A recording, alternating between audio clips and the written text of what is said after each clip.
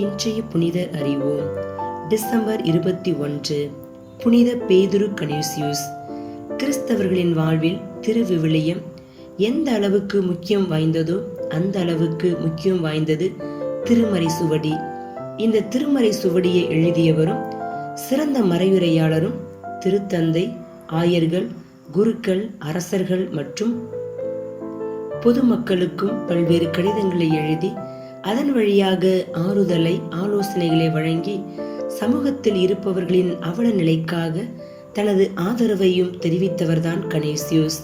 இவர் டச் நகரான நிச்மெகன் பகுதியில் மேயராக இருந்த ஜேக்கப் கனீஸ் எஜ்டிலா வான் ஹக் வேனிகன் என்பவரின் மகனாக 1521 ஆண்டு மே 8 பிறந்தவர் பேதுரு கனீசியுஸ். 1549 ஆண்டு வரை ரோமை பேரரசின் ஒரு பகுதியாக விளங்கிய நிச்மெகன் தற்போது நெதர்லாந்து நாட்டின் ஒரு பகுதியாக விளங்குகிறது. கனீசியுஸ் பிறந்த சில நாட்களில் அவரது தாய் இறந்தார். தாய்ப்பாசமின்றி தந்தையின் அரவணைப்பில் வளர்ந்த கனீசியுஸ் ஜெர்மன் நாட்டில் கொலோன் பல்கலைக்கழகத்திற்கு சென்று பட்டம் படித்து சட்டவியலில் 19வது வயதில் பட்டம் பெற்றார். அச்சமயத்தில் இயேசு சபையை தோற்றுவித்தவர்கள் ஒருவரான பேதுரு ஃபேபர் என்பவரை சந்தித்தார். அவரோடு உரையாடிய கனீசியுஸ் இறைவன் தன்னை அழைப்பதை உணர்ந்து டச் மண்ணின் முதல் நபராக இயேசு சபையில் சேர்ந்து 1546 குருத்துவ அருள்பொழிவு பெற்றார். குருவான பிறகு அலெக்சாந்திரிய நகர் புனித சிரில் மற்றும் புனித பெரிய கிரகோரி ஆகியோரின் படைப்புகளை நூல் வடிவில் கொண்டு வந்தார். ஆக்ஸ்பர்க் நகர ஆயரின் ஆலோசகராக இருந்து திறத்தந்து பொது சங்கத்தில் பங்கேற்றார். புனித இஞ்ஞாசியார் கேட்டுக்கொண்டதால் மெஸ்ஸினா சென்று புதிதாக தொடங்கப்பட்ட இயேசு சபை கல்லூரியில் கனீசியுஸ் பேராசிரியராக பணியாற்றினார். 1549 நித்திய வார்த்தைப்பாடு கொடுப்பதற்காக மீண்டும் ரோமைக்கு சென்றார். அப்போது ஜெர்மனி சென்று பணியாற்றும் பொறுப்பு கனீசியுஸிற்கு வழங்கப்பட்டது. பவாரியா அரசனின் அழைப்பை ஏற்று 2 இயேசு சபை துறவிகளுடன் சென்று இங்கோல்ஸ்டாட் பல்கலைக்கழகத்தில் 2 ஆண்டுகள் இறையியல் கற்பித்தார். பிறகு அரசர் பெர்டினாண்டின் தலையீட்டால் அதே பணியை செய்ய வியன்னா சென்றார். கனீசியுஸின் திறமை அறிந்த அரசர் அவரை பேராயராக்க நினைத்தார். அதை அன்புடன் மறுத்த கனீசியுஸ் சில காலம் மறைமாவட்டத்தை நிர்வகிக்கும் பணியை மட்டும் செய்தார். வியன்னாவில் குறுமடம் நிறுவி ஆங்காங்கே பள்ளிகள் திறந்து கனீசியுஸ் புகழ்பெற்ற திருமறைச்சுவடி என்னும் நூலை எழுதினார். அதை கல்லூரி மாணவர்களுக்கும் பள்ளி மாணவர்களுக்கும் சிறுவர்களுக்கும் என்று 3 வடிவில் வெளியிட்டார். இறையியல் கருத்துக்களையும் திருச்சபையின் போதனைகளையும் நயம்பட எடுத்துரைக்கும் திறமை வாய்ந்த இவர் ஜெர்மனி திருச்சபையில் மறுமலர்ச்சியை ஏற்படுத்தினார். 17ஆம் நூற்றாண்டின் இறுதிக்குள் 400 பதிப்புகளை கண்ட இந்த திருமறைச்சுவடி நூல்கள் 15 மொழிகளில் மொழிபெயர்க்கப்பட்டது.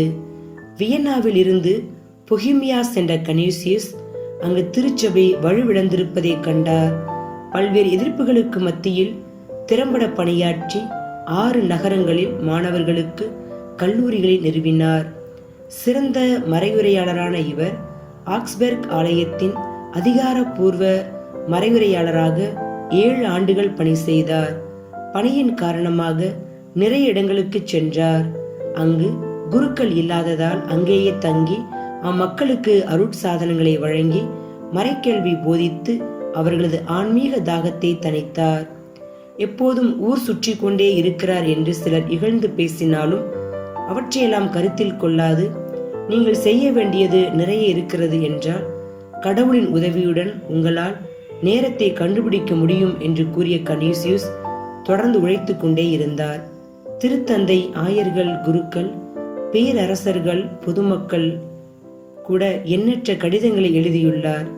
இவர் எழுதிய கடிதங்கள் 8000 பக்கங்களுக்கு மேல் உள்ள புத்தகமாக அச்சிடப்பட்டிருக்கிறது. இந்த கடிதங்களின் வழியாக ஆறுதல், ஆலோசனை, சமூகத்தில் பாதிக்கப்பட்ட நிலையில் இருப்பவர்களுக்கும் தேவையில் இருப்பவர்களுக்கும் குரல் கொடுக்கக்கூடியதாக அமைந்துள்ளது. திருச்சபை மற்றும் பொதுமக்களின் நலன் பற்றி இந்த கடிதங்கள் நிறைய பேசுகிறது.